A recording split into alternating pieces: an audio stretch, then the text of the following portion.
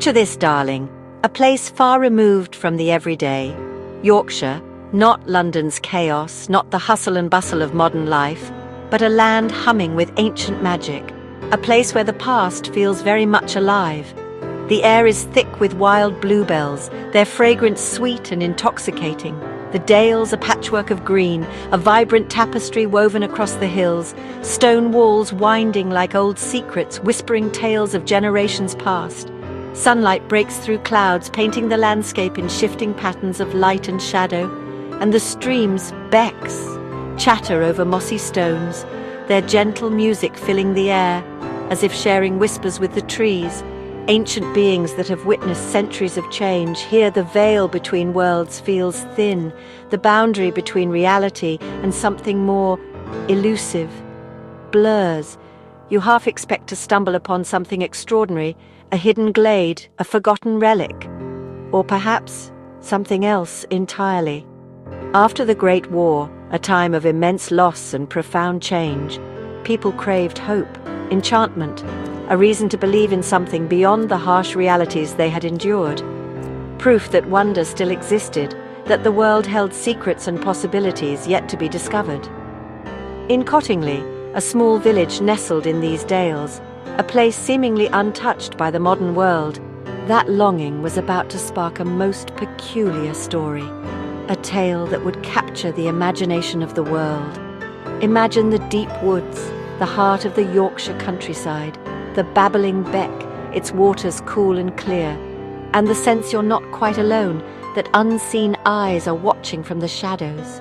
Our tale begins not with grand events, not with kings or queens or battles fought, but with two young girls at the edge of the wild, innocent and full of dreams, where magic might just be waiting, hidden amongst the trees, shimmering in the sunlight. Is magic something you see, a fleeting glimpse of something extraordinary, or something you feel? A deep sense of wonder, a connection to something ancient and powerful. In Cottingley, it was about to be both a visual spectacle and a profound emotional experience. Into this enchanted setting step Frances Griffiths, aged 9, and her cousin Elsie Wright, 16. Frances, new from South Africa, saw magic in every shadow. Elsie, artistic and clever, knew her way around her father's camera. Their favourite place was the garden's end by the beck, a private kingdom of ferns and wildflowers. Frances often returned soaked, claiming she'd been playing with fairies. The adults scoffed, but Elsie backed her up. If words weren't enough, they'd need proof, something undeniable. With Elsie's photographic know-how, the girls hatched a plan to show the world their secret. The stage was set for an adventure that would ripple far beyond Yorkshire. The girls, filled with youthful curiosity and a touch of mischief, borrowed Elsie's father's cumbersome camera. It was a weighty piece of equipment, a far cry from the sleek devices we know today. One glass plate, one chance to capture something extraordinary. Each plate was meticulously prepared, a delicate surface ready to receive the light and imprint an image upon it. Down by the beck, where the water tumbled over moss-covered stones, Frances posed gracefully by a small waterfall, the sunlight dappling through the leaves. Meanwhile, with focused determination, Elsie carefully set up the shot, adjusting the camera's position and meticulously framing the scene. According to them, as Frances stood there, bathed in the ethereal light of the forest, fairies appeared, fluttering around her like iridescent butterflies. Elsie, holding her breath, clicked the shutter, the sound echoing softly in the tranquil woodland. Capturing a moment, or so they believed, that would echo through the decades, sparking debate and wonder in equal measure. Back in the dimly lit darkroom, the magical image slowly emerged from the developing solution. There was Frances, seemingly surrounded by 4 tiny winged figures, their forms delicate and shimmering. They'd done it, captured the impossible, or so they thought, a tangible proof of the unseen world. Not content with just one, soon after, fueled by their success, they ventured out once more and took a second photo. This time it showed Elsie reaching out towards a gnome, a creature of folklore and legend.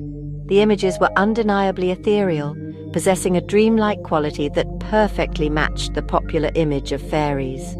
To the girls, these photographs were irrefutable proof of the existence of fairies, but to the adults who saw them, they presented a bewildering puzzle, a challenge to their understanding of the world.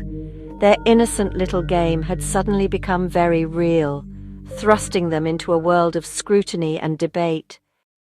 For years, the photos were a family curiosity, until Elsie's mother, Polly, showed them to the Theosophical Society. The images were declared untampered, and soon Edward Gardner, a leading mystic, was captivated. He used the photos in lectures, presenting them as evidence of nature spirits. The press caught wind. Fairies in Yorkshire. The story exploded. The world was divided, some enchanted, others skeptical. Newspapers everywhere published the images. The debate raged. Were they real or fake? The Cottingley fairies became a global sensation. Frances and Elsie, once ordinary girls, were now at the centre of a worldwide mystery.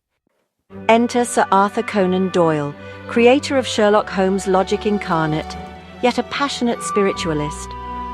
Grieving his son, Doyle longed for proof of the unseen. Commissioned to write about the fairies, he saw the photos and was convinced.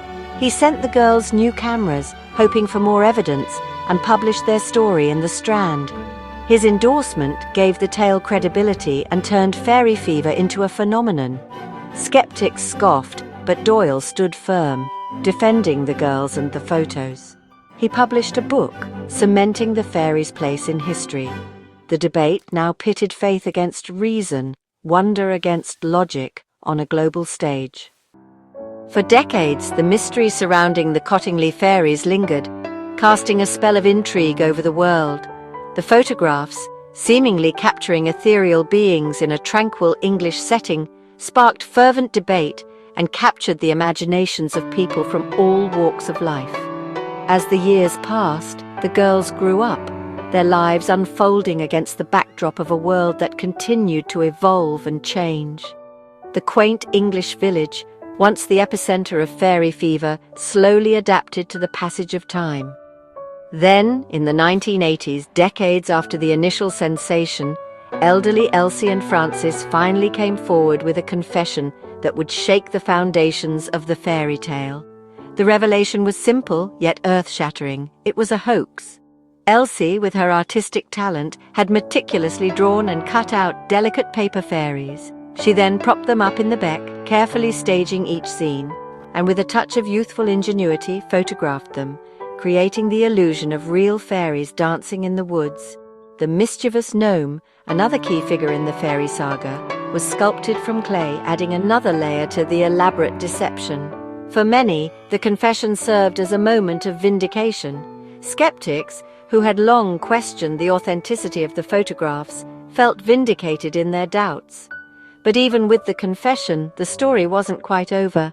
A lingering question remained, a whisper of doubt that refused to be silenced. Frances, even in her later years, insisted that the fifth and final photo, the one often overlooked, was undeniably real. She maintained, with unwavering conviction, that she truly saw fairies that day, a moment of genuine enchantment amidst the fabricated scenes. Even after confessing to the hoax, she never let go of the magic, clinging to the possibility that something extraordinary had indeed occurred. So was it simply a childish prank that spiraled out of control? Or was it a testament to the enduring power of imagination to shape our perceptions of reality? Perhaps the real magic wasn't in the fairies themselves, but in the collective willingness to believe, in the shared experience of wonder that swept across the globe. The magic resided in making the world believe, if only for a fleeting moment, in something extraordinary. And who's to say, darling, that a bit of that magic, a spark of that enchantment, isn't still waiting to be rediscovered in the depths of the dreamy Yorkshire woods?